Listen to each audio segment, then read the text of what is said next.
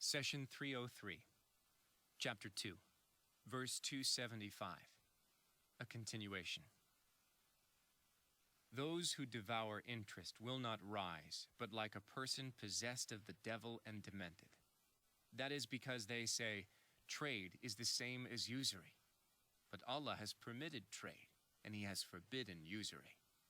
Whoever is given advice by his Lord and then desists may keep what he received in the past, and his affair is Allah's concern. But all who return to it will be the companions of the fire, remaining in it timelessly forever. Chapter 2, Verse 275.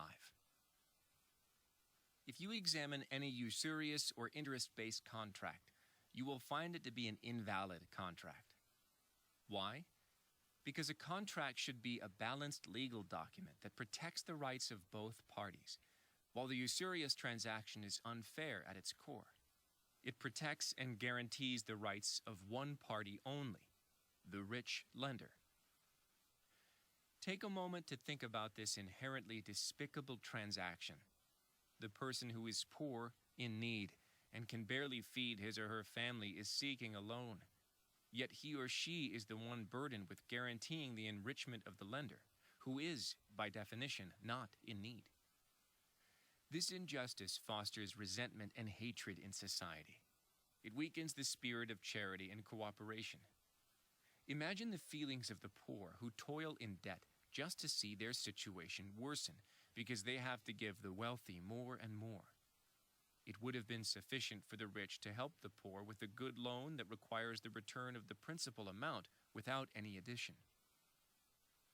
Here we should stop and answer people who falsely claim that the following verse allows interest. God says, "You who believe, do not consume usurious interest, doubled and redoubled. Be mindful of God, so that you may prosper." Chapter 3, Verse 130.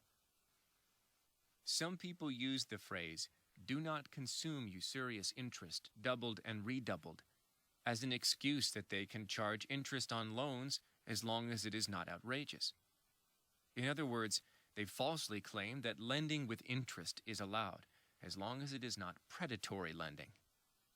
We say to them, rather than look through the Quran to find a loophole in God's teaching, why don't you study the Quran properly? Listen to the following verses. God says, "O believers, fear God and forego the interest that is owed, if you really believe. And if you do not, then be warned of war from Allah and His Messenger. And if you repent, then you will have your principal, neither harming others nor suffering harm."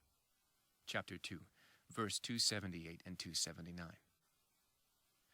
Take note that God did not allow any interest whatsoever. He directed those who repent to get back their original principal and nothing more. Allah did not allow them to keep any increase, even a small one. Other people use the contract as an excuse to deal with interest and usury. They falsely claim that since both parties agreed on the terms of a clear contract, then the transaction is permissible. We answer that there is a higher authority directing our affairs. God's teachings overrule any contract you and I may concoct together. Take the example of an unmarried man and woman agreeing to have sexual relations. Does their agreement overrule God's teachings against adultery? Of course not. A contract where both parties agree is only valid on matters that do not contradict heavenly teachings.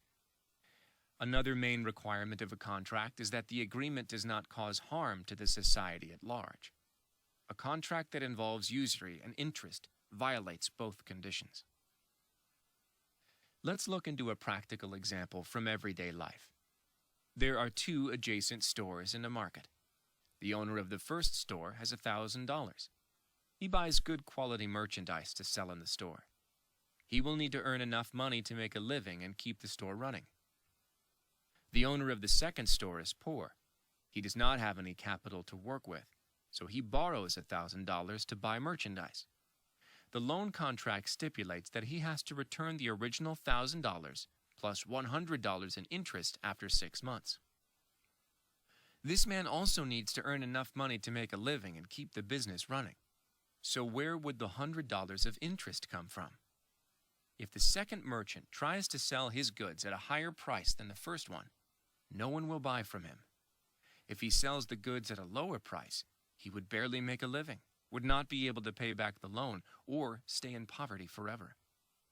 Most likely, and in order to make a living, run the business, and pay back the interest on the loan, the second merchant would have to get lower quality goods and sell them at a price similar to the better goods.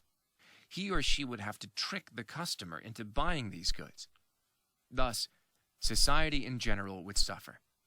In effect, the society has to pay the price for the usurious loan.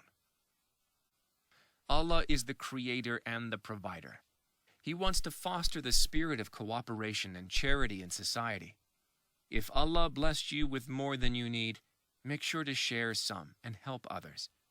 When the rich pay the prescribed alms, zakat, and come to the aid of those who fell on hard times, the entire society is lifted. A poor man would pray to God to increase the wealth of the wealthy, because he knows that he would get a share from it too. Contrast that to a poor man who feels that the entire world is against him, exploiting his weakness and need.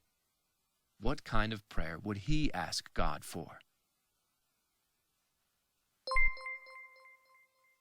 The messenger said, "My Lord, my people treat this Quran as something to be ignored." Chapter 25, verse 30. Do not abandon God's book. Please take a moment to subscribe and to share with your family and friends. Visit us at www.QURANGARDEN.com.